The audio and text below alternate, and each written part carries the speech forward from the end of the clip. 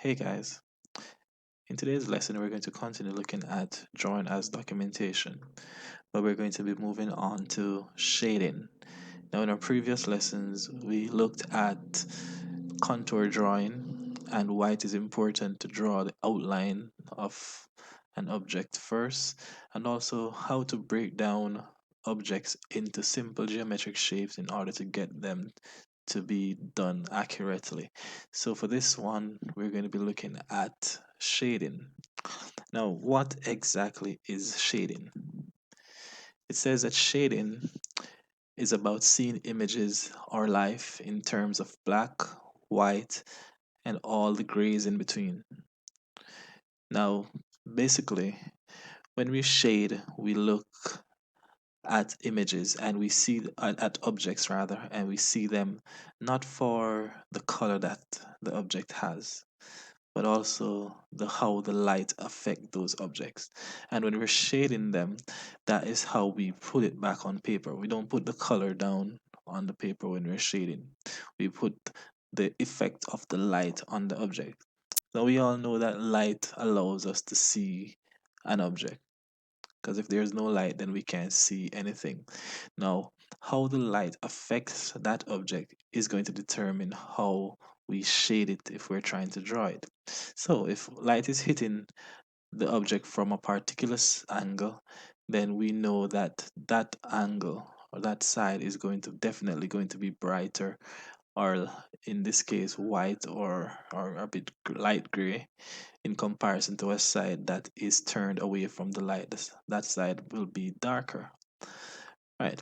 So there are many different techniques that we use when we are shading, but some of the most common techniques are hatching, cross hatching, stippling, and blending. And we're going to be taking a brief look at some of these four techniques that we have here. The first one we're going to be looking at is hatching. And hatching is the technique that is done by using parallel lines, meaning lines that go in the same direction. Right? So the closer together we put these lines, the darker the area of value will be. So if we look at this example over here, if you notice on the sections that look a bit darker, the lines are closely packed, right? However, in the sections that are a bit lighter, the lines are more widely spread and there are less lines. So when we're doing hatching, the hatching technique, we use lines. But if we want sections of it to be darker, then we would put more lines there and we'd put them closer together. And if we want it to be a bit lighter, then we would use less lines and we spread them further apart. Now, similar to hatching, we have cross hatching, and the similarity comes in at the name basically, and also in the way that we do it. So when you look at it, cross hatching is created by building up layers of intersecting lines. So for if we go back to our examples, we'll notice that we have lines that intersect or overlap each other, forming somewhat of a cross, hence the name cross hatching.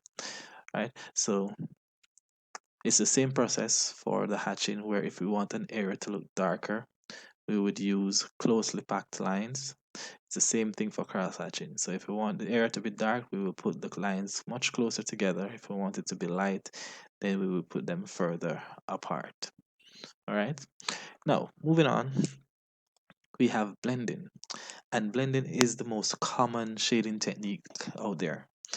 It's so common that if you should tell somebody to draw and shade something, 9 out of 10 times they're going to be using the blending technique to shade that piece of work.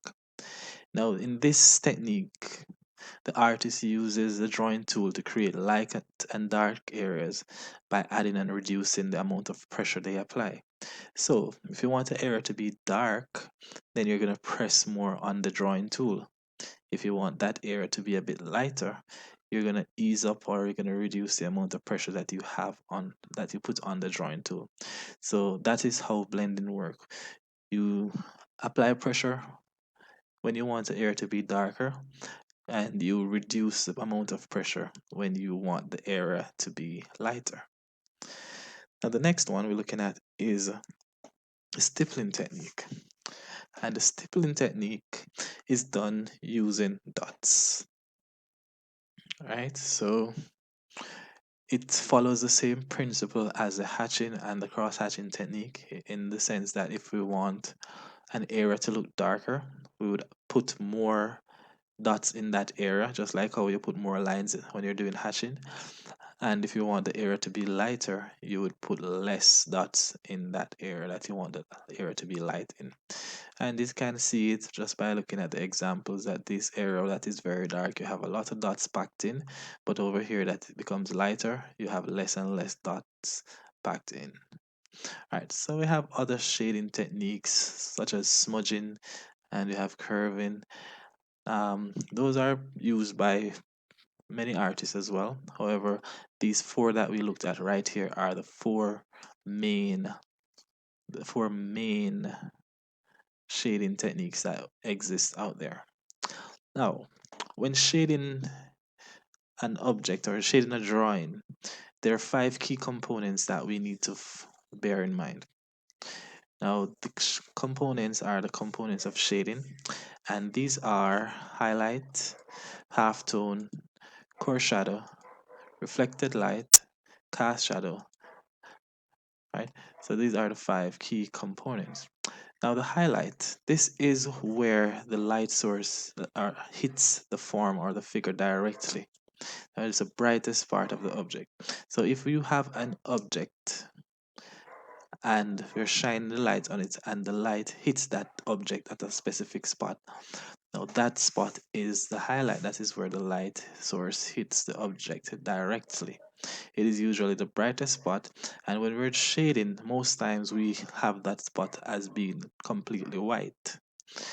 Now, next we have the halftone, and the halftone is also known as the form shadow, right? So the halftone is also known as the form shadow, and this halftone is a general shadow cast over the form or figure, right?